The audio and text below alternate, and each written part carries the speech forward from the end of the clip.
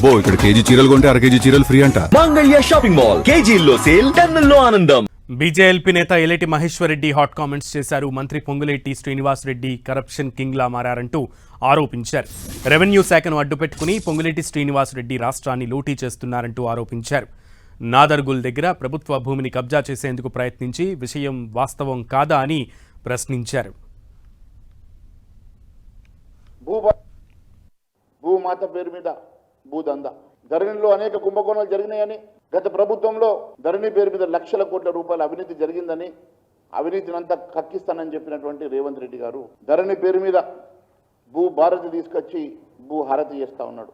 భూభారతిలో forensic audit చేస్తామని చెప్పినటువంటి మంత్రి పొంగులేటి శ్రీనివాస్ రెడ్డి గారు, నీ ఫోరెన్సిక్ ఆడిట్ ఏమైంది అని అడుగుతున్నా. మీకు ముడుపులు ముడితే, మీకు పర్సంటేజీలు వస్తే 22A మారి మళ్ళీ ప్రొహిబిటెడ్ లిస్ట్కి వెళ్ళి బయటకు వస్తుందంటే ఇదేనా ఈ రాష్ట్రం తీరు? పొంగులేటి శ్రీనివాస్ రెడ్డి రెవెన్యూ శాఖను అడ్డు పెట్టుకొని నువ్వు చేసిన భూదందా గురించి మాకు తెలుసు.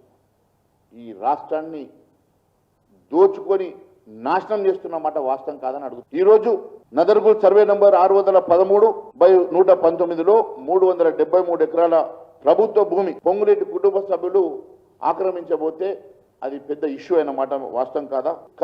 కరప్షన్ కింగ్ గా మారిండు పొంగులేటి. రాష్ట్రాన్ని దోచుకుంటున్నటువంటి రెవెన్యూ మంత్రి పొంగులేటి శ్రీనివాస్ రెడ్డి వెనక ఎవరున్నారు, ఎవరెవరు కలిసి దోచుకుంటున్నారో అన్ని బయటకు వస్తాయని తెలియజేస్తున్నా. ఫ్యూచర్ సిటీ పేరు మీద భూదంద నడుస్తున్నమాట వాస్తవం కదా? నేను మాట్లాడిన ప్రతి మాటకు మరి రెవెన్యూ మంత్రి గారు వస్తారా, ముఖ్యమంత్రి గారు వస్తారా? ఎక్కడికి రమ్మంటే అక్కడికి నేను రావడానికి సిద్ధంగా ఉన్నా, ఆధారాలతో వచ్చి నేను నిరూపించడానికి సిద్ధంగా ఉన్నాను తెలియజేస్తా ఉన్నాను. అవుతున్నాడు కదా, నేను చర్చకు సిద్ధంగా ఉన్నా, ఎక్కడికి రమ్మంటే అక్కడికి వస్తా.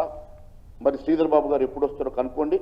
మరి మీ ఆఫీస్లో పెడతారా, ఎక్కడ పెట్టినా నేను రావడానికి సిద్ధంగా ఉన్నా, శ్రీధర్ బాబు గారు సిద్ధమని అడుగుతున్నాను.